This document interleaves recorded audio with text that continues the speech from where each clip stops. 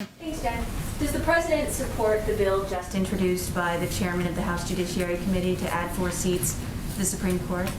Well, just last week, the President signed an executive order creating the Bipartisan Commission on the Supreme Court of the United States, a bipartisan group of over 30 constitutional and legal experts who are examining a range of questions about proposed potential reforms to the Supreme Court. And one of the issues they'll look at is, of course, the size of the court, but they'll also look at the court's role in the constitutional system, the length of service, the turnover of justices, and they're going to come back to the President with a report on what their discussions are and what their findings are. So he's going to wait for that to play out and wait to read that report.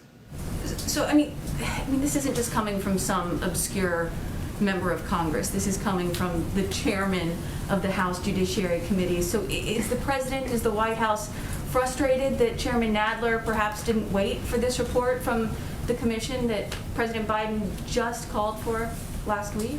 No, the President believes that it's important to take a look at a range of points of view, whether they are progressive or conservative, different sets of legal opinions. And he looks forward to assessing that himself. And I expect he will not have more to convey about any recommendations or views he'll have until he reads that report. But he certainly understands that members of Congress have a range of views, and they're going to propose legislation.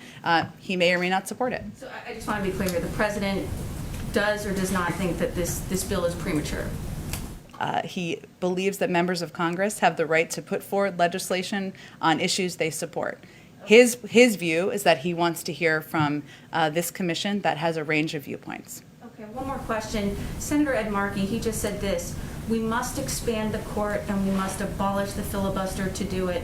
Is the White House comfortable with a Democratic senator explicitly linking those two ideas from the steps of the Supreme Court?